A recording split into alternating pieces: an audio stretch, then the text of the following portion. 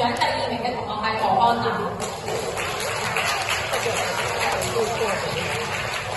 獲得學業獎第1名嘅同學係楊允琪，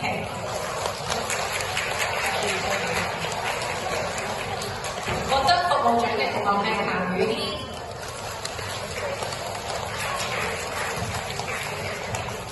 獲得整潔獎嘅同學係周樂壇，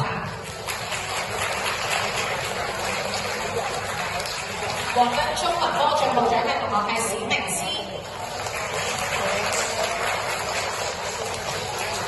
獲得英文科進步獎嘅同學係史可文，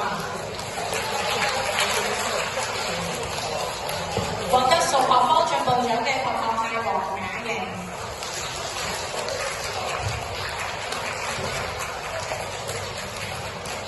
獲得常識科進步獎嘅同學係周子毅。